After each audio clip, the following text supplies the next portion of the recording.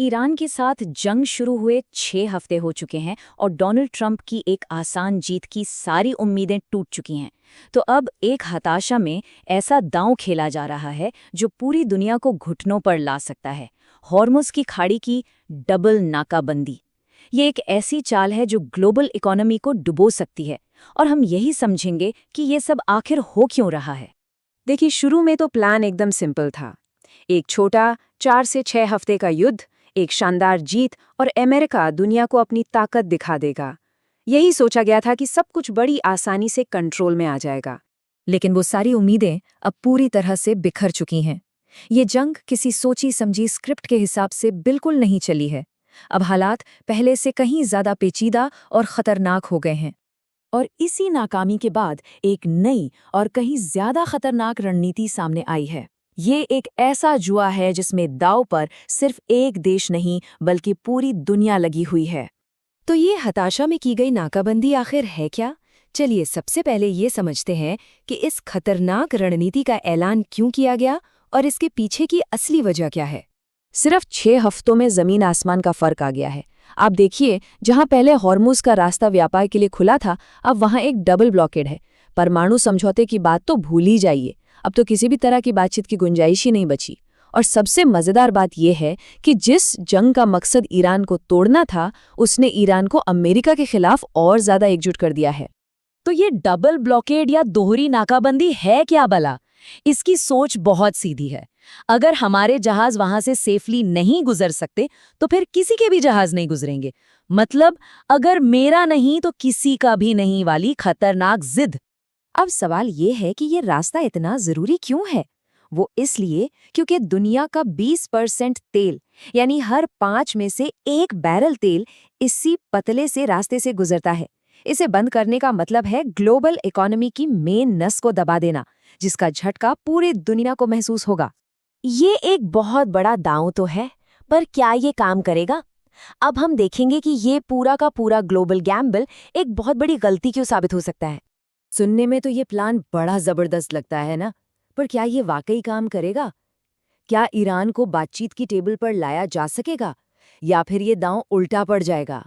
इस प्लान की सबसे बड़ी दिक्कत ये है कि इसका निशाना ही गलत जगह लग सकता है। ये ईरान से ज्यादा चोट पूरी दुनिया को पहुंचाएगा। शिपिंग और इंश्योरेंस के खर्चे आसमान छूने लगेंगे, और इससे भी बड़ा खतरा है चीन के साथ सीधा टकराव, जो ईरान का सबसे बड़ा तेल खरीदार है। और यहीं पर एंट्री होती है चीन की, जो इस खेल का सबसे बड़ा खिलाड़ी है।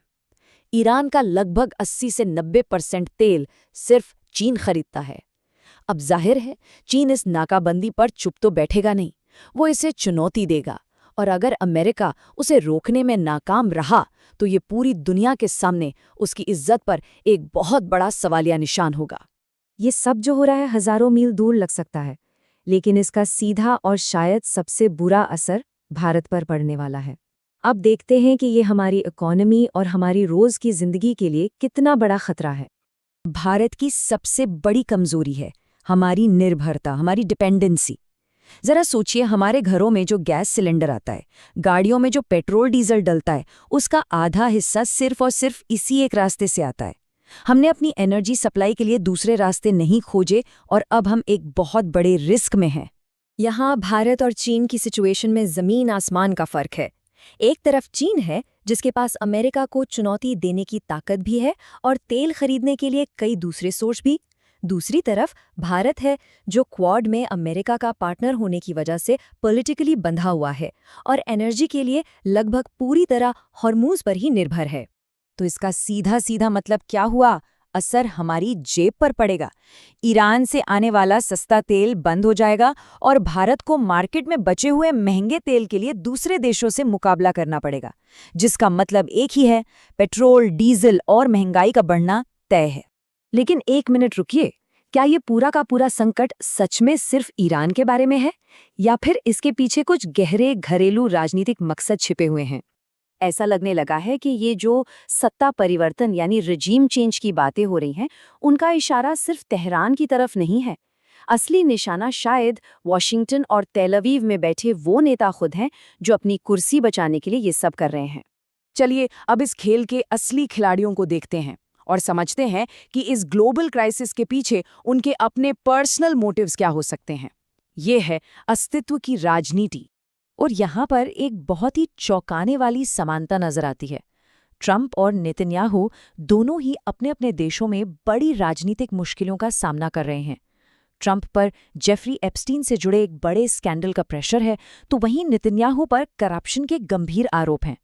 ऐसे में ये जंग दोनों के लिए अपनी घरेलू मुसीबतों से ध्यान भटकाने का एक बहुत अच्छा तरीका बन गया है। इन दोनों में से भी डोनाल्ड ट्रंप पर प्रेशर कहीं ज्यादा है। देखते हैं कि एक अलोकप्रिय राष्ट्रपति के लिए इस तरह का संकट खड़ा करना क्यों जरूरी हो जाता है। ये जो आंकड़े हैं, ये अपने आप में पूरी कहानी कह रहे हैं। डोनाल्ड ट्रंप की पॉपुलैरिटी उस लेवल से भी नीचे गिर चुकी है जहां रिचर्ड निक्सन अपने इम्पीचमेंट के टाइम पर थे। ये अमेरिकी इतिहास में किसी भी राष्ट्रपति के लिए एक बहुत ही खतरनाक निचला स्तर है। अब ये सुनिए, हॉर्मुज़ का व्यापार खोलो, तुम पागल जानवर हो। इस तरह की भाषा किसी डिप्लोमैट की तो बिल्कुल नहीं लगती। ये एक ऐसे लीडर की हताशा को दिखाती है जो बहुत ज्यादा प्रेशर में है और जिसका बर्ताव अप्रत्याशित होता जा रहा है। और ये सिर्फ कोई एक दो लोगों की राय नहीं है। हाल ही में हुए एक सर्वे के मुताबिक 61% अमेरिकी अब ये मानते हैं कि प्रेसिडेंट का बर्ताव स्थिर नहीं है, यानी इरैटिक है। ये एक बहुत बड़ी संख्या है जो उनके नेतृत्व पर भरोसे की कमी को साफ दिखाती है।